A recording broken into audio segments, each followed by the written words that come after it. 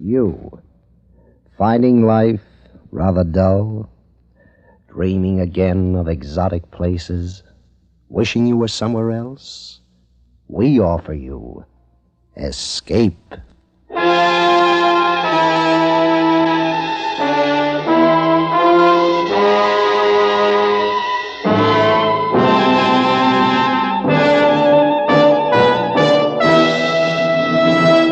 Today, Escape brings you one of the most unusual and terrifying stories of recent years. It is a story of such scope that the producers of Escape, in order to dramatize its full impact, will present it in 2 episodes. So now, with the performance of John Daner as Isherwood Williams, we bring you Part 1 of George Stewart's powerful novel, Earth Abides.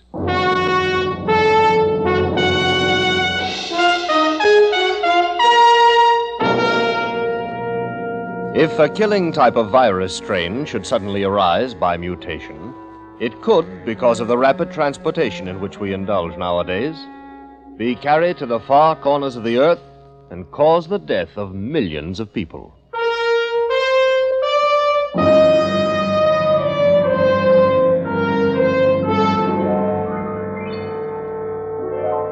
If you should awake some morning, tomorrow morning, let's say, if you should wake to a man-dead world, where virtually all of human life had been dissolved from the face of the earth, leaving behind only buildings, bridges, machines, if you should awake to such a world tomorrow morning, what would you do? Where would you go?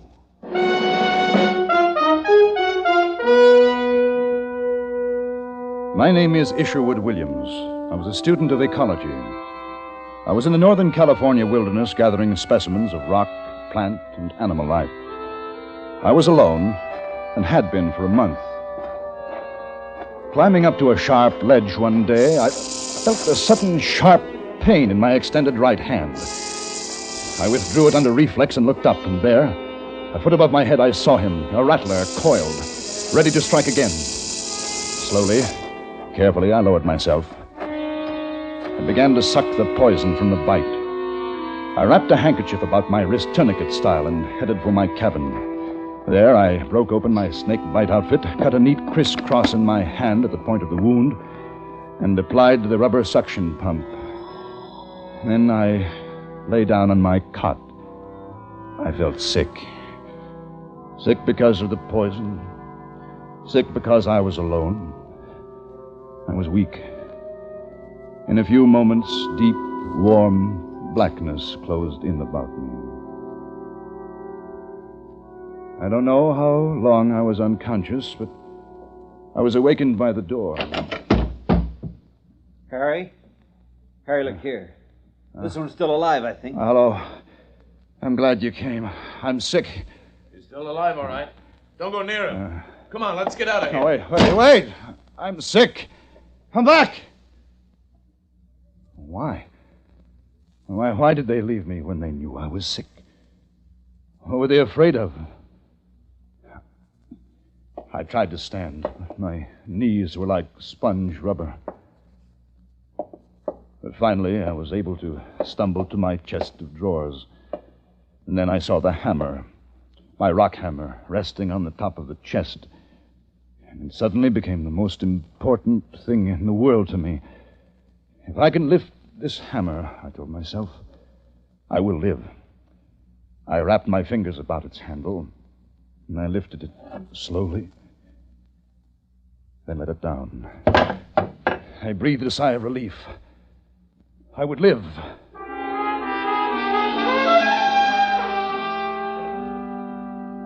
In the morning, I felt better. I got up, packed the car, and headed for the nearest town, Hudsonville, about 10 miles to the south.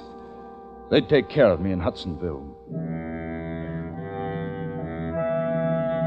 Consider, if you will, the case of the rats that once inhabited Christmas Island, a small bit of tropical verdure some 200 miles south of Java. In 1903, a new disease sprang up. The rats proved universally susceptible and soon were dying by the thousands. In spite of great numbers, in spite of an abundant supply of food, in spite of a rapid breeding rate, the species is now extinct.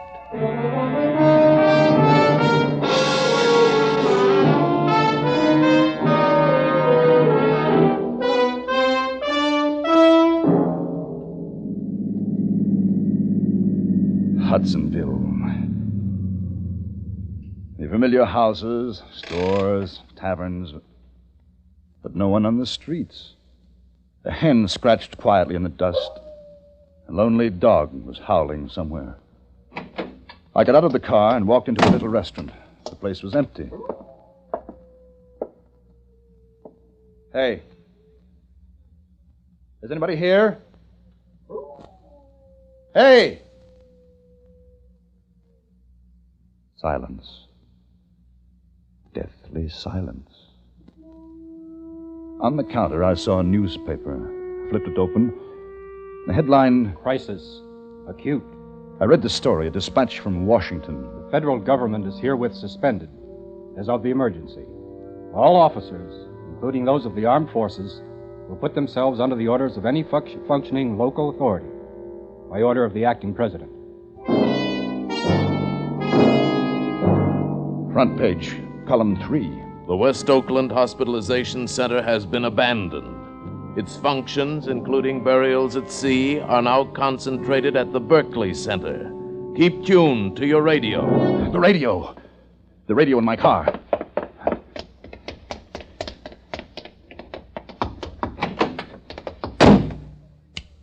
I turned the dial to the most powerful station in the vicinity. Static.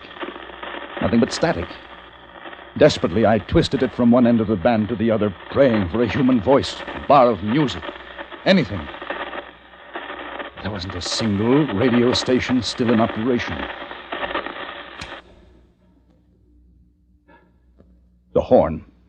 Someone will hear the horn.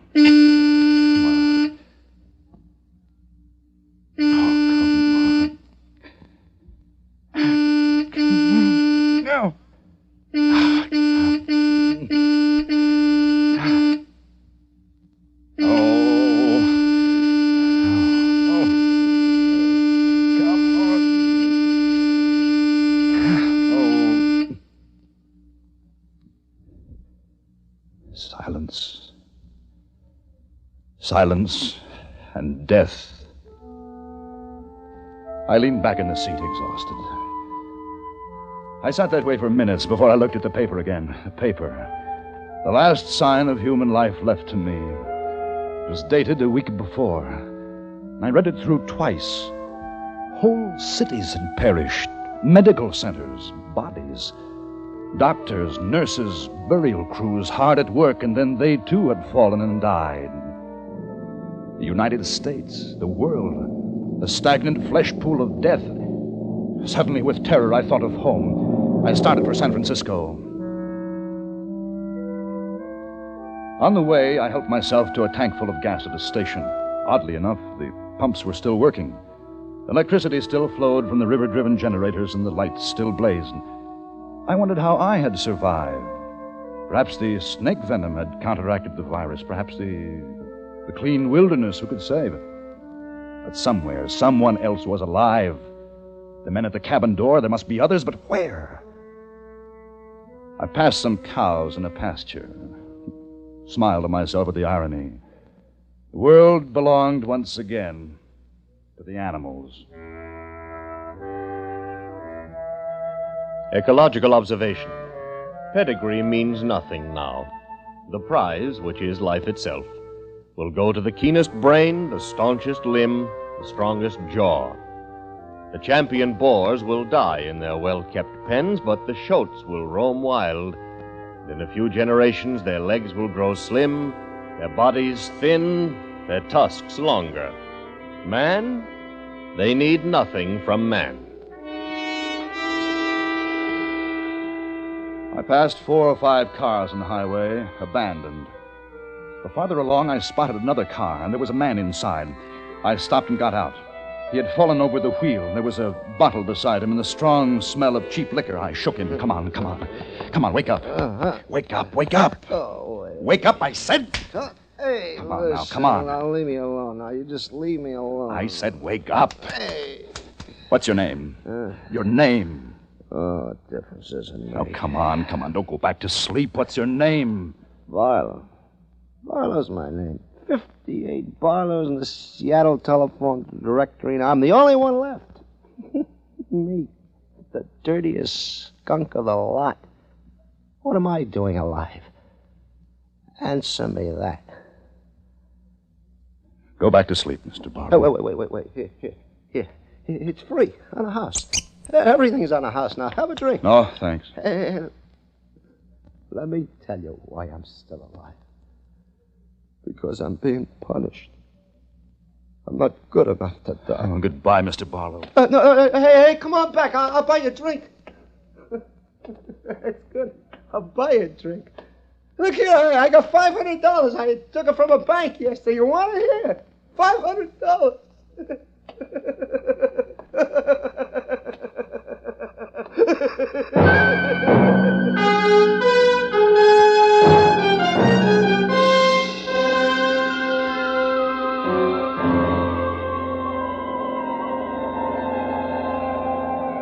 San Francisco. The mute, dead city of San Francisco. A naked forest of concrete with its empty streets, its ghosts of newspapers blowing across alleys. I crossed the Bay Bridge, stretched over the blank water. A single car, coupe, parked in an emergency recess, was its sole possessor now. The Bay Bridge. A final monument to the greatness that had been mankind.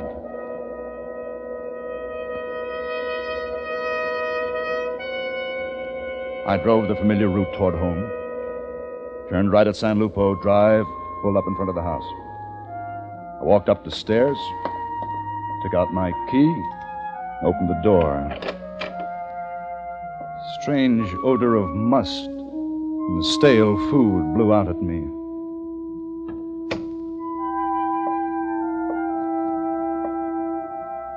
Mom?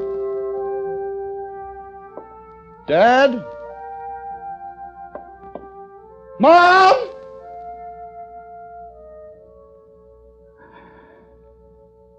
I fell into a chair and cried.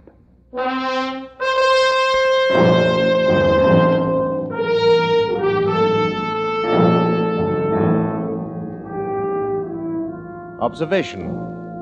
The desert and the wilderness began a long time ago. Men came only in the latter centuries. They camped at the springs and wore faint trails through the mesquite bushes. They laid rails, strung wire, paved long, straight roads. After a while, men were gone, leaving their small works behind them.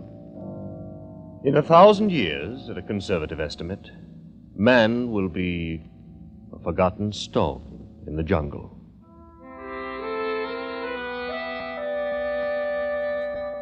Where would I go? I had no idea.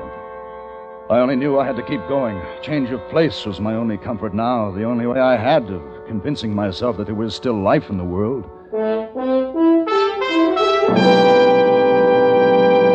The snake bite began to hurt again, but it felt good, some small sign of living flesh. I left San Francisco and started across what had once been the United States, Route 66, through the giant Southwest, the towns, the empty, dead towns. The dust-blown, silent towns passed me by, one after another. Kingman, Flagstaff, Albuquerque, Oklahoma City. Just outside Guthrie, I saw a Negro tending his garden as if nothing had happened. He was afraid. He waved me on with a shotgun. In Tulsa, the sprinklers were still going in the park. I stopped. In Fayetteville, Arkansas, I heard music. Came from a little bar, neon lit, spitting its bright invitation to the empty street. I took my hammer and went inside. The bottles were stacked neatly, bar rag over the rack, and a broken jukebox, blazing in blues and reds, singing its song to the vacant, varnished tables. And you just want to jump up and shut down up. like a carnival. Shut up. It's love. Shut up. There's a sparkle Shut up. to me. Shut up! Shut up! Shut up! Well grounded you are, but you're soaring to where? Oh, but it's love.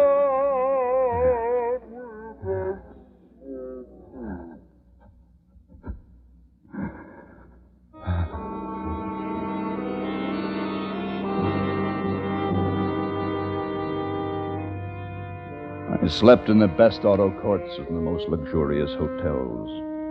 I slept and ate from the leavings of 150 million people. All the wealth of America had been bequeathed to me. All its wealth. And its death. 3 days later, I pulled up the Pulaski Skyway, crossed George Washington Bridge, and came to Manhattan. The splendid, slow-decaying corpse of Fifth Avenue, the sable mink in the windows, the silly traffic lights changing color at naked intersections. Manhattan, soulless and dead. Stretched out between its rivers, the city will remain for a long time. Stone and brick, concrete and asphalt, glass. Time deals gently with them. A window pane loosens, vibrates, breaks in a gusty wind. Lightning strikes, loosens the tiles of a cornice. The shade trees on the avenues die in their shallow pockets. Bats fly from the 59th floor. City dies slowly. In the afternoon, I saw smoke from a chimney in the Bronx. I drove to the house, a small house, and knocked on the door. I heard footsteps. When the door opened, I saw a little, bald man with a broad smile, holding a handful of playing cards. Milt Carson. How do you do? Come on in. You're in time for supper. Well, thanks. I just ate. This is Mrs. Carson. How are you? Won't you sit down? Thanks. Where are you from? California. I had a relative there. We're just finishing a hand of gin. Say, look here. Isn't that a beauty? Oh, the television set? Yes. Yeah, it's beautiful. It's a combination radio, television set, radio player. I'll bet it even does the washing. It took us 2 days to get it up the steps from the radio store. I always wanted a set like that. Yes, but there's nothing on the air. Sir, always wanted a set like that. Jen, there you are. I owe you $10,000. Well, give it to me tomorrow. There's a busted window at the Chase National. All the money you want. I carry $50,000 with me all the time just to be on the safe side. Of course, you can't buy anything with it now, but sure feels nice to carry around. How about some salami? No, thanks. I just ate. Oh, yeah. Say, do you like canasta? Not much at cards. Oh, canasta I could teach you. It's simple, like rummy, but a little different. What I was wondering was, why don't you stay here? Got everything you'd want right here in the Bronx. Need a coat for the lady, break a window at I.J. Fox. You should see some of the diamonds I got Mrs. Carson at Tiffany's yesterday. Beauties. Hey, where are you going? I've got to get started. Well, where? There ain't no place to go. Lots of luck. Well, thanks, but I wish you could stay with us. No, thanks. Goodbye. Oh, the scavengers. How long would they last? Through the winter? And it was doubtful. There'd be no central heating. Even breaking furniture in the fireplace wouldn't keep them alive. They were like highly bred spaniels or Pekingese who walked the city streets at the end of their leashes. They would die with the city a season or two later of pneumonia or accident. The Negro in Oklahoma with his heart to the land, he would survive. Milt Carson and his new wife, no. They were waiting for death at the card table.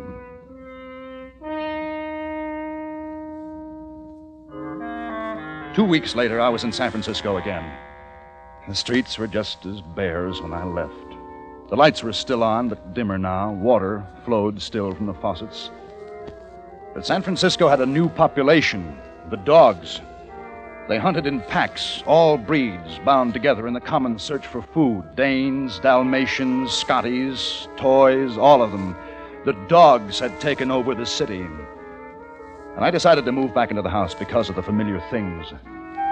Late one afternoon, I went out to look around the neighborhood, and I heard the yelping too late. As I looked around me, I saw myself being surrounded by dogs. They were hungry, ravenously hungry, and they started to close in. The car was on the street some 50 feet away. If I could make the car. The bulldog made a lunge for me. I kicked violently and started to run.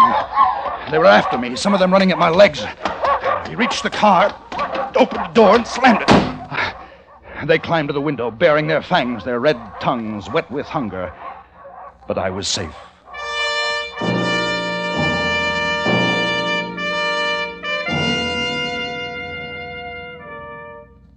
Then the night. And that night, the lights went out.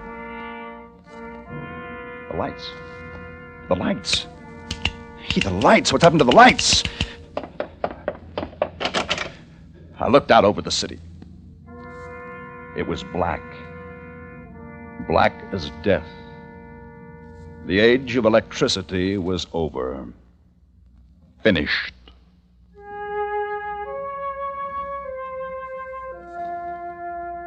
There were candles. Mom kept them for ceremonial occasions in the buffet, and I found myself hoarding matches and flashlights, candles, piling them up in the corners. There was only night and day. Time had lost its meaning, and I had food and clothing. And then I had books to read. The Bible. And I read the Bible. Let him kiss me with the kisses of his mouth, for thy love is better than wine.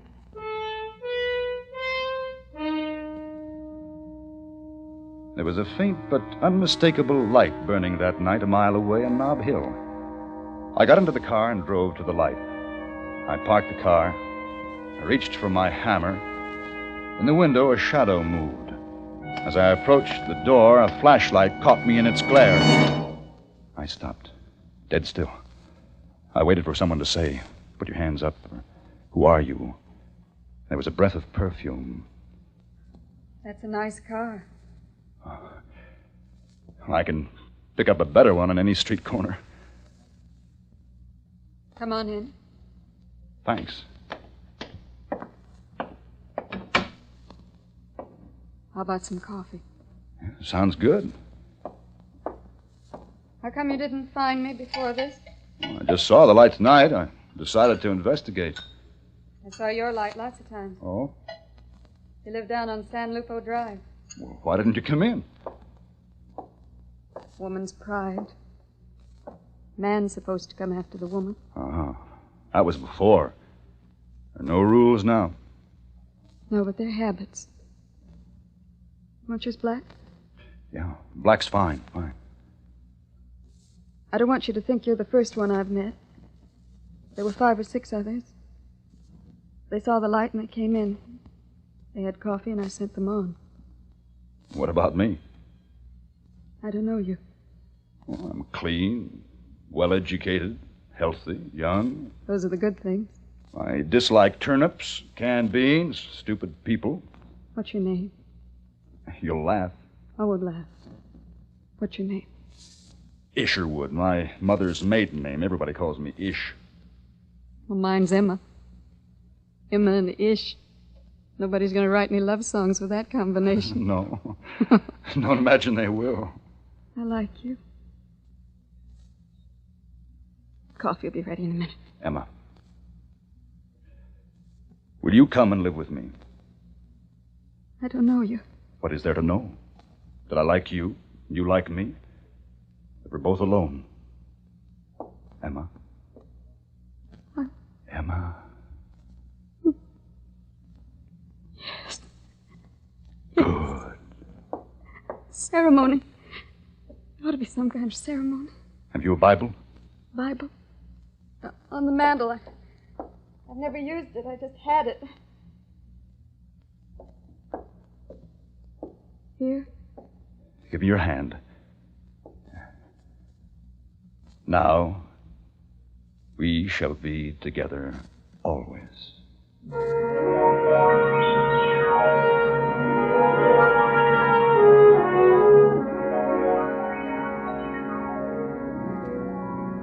Emma was warm and understanding, a good woman, a healthy woman. Soon there was a baby to be born. I had read some books, but I couldn't read enough. I stood by her during the night and tried to help. When the morning came, we had a son, the first born since the great disaster.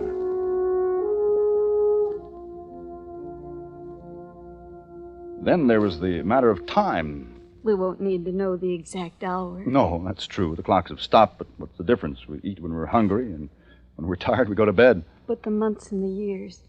It's important to know when the year ends. Oh, that's what I've been doing out on the porch. What is that thing out there? It's a transit. See, I set it towards the sun, and when the sun reaches the winter solstice, I know that to be the shortest day of the year. And that will be our New Year.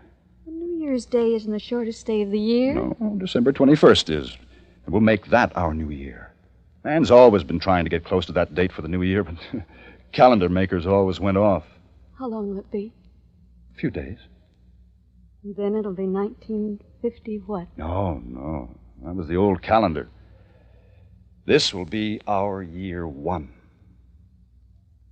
The year 1. We must call it something. I know. We'll call it the year of the baby.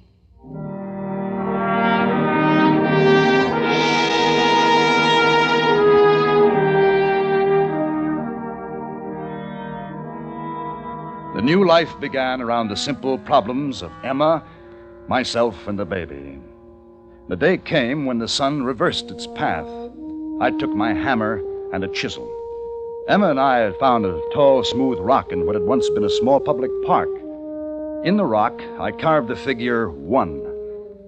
The new beginning, I said to her. The rebirth of man. In the year 2, the rats came. San Francisco was overrun with them. They had broken into most of the grocery stores, torn open the cartons, gorged themselves, and gave birth to more rats. They multiplied by the hundreds and then the thousands.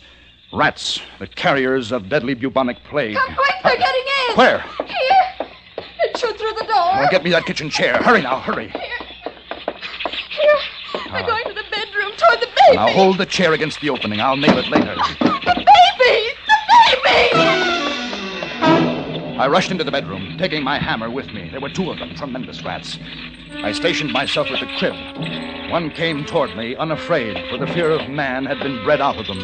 And I flung the hammer at him. I missed. The rat leaped up into the crib. I threw a blanket over him and flung him to death on the floor. Then I picked up the hammer and threw it at the other one. Dead. But that was just 2 of them. Outside, I could hear hundreds squealing, their tiny feet scratching at the walls. How long would it be before they destroyed us? Man was gone now. This was the age of the rats.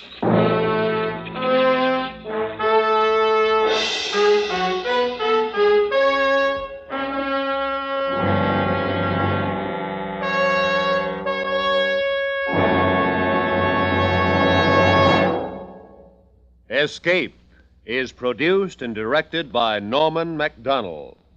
You have just heard Part 1 of Earth Abides by George Stewart, specially adapted for Escape by David Ellis.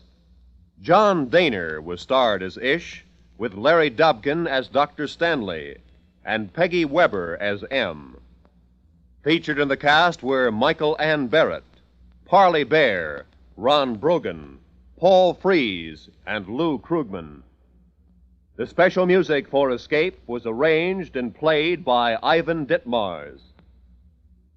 Next week, Escape will bring you the second half of Earth Abides, truly one of the most gripping and terrifying novels of recent years.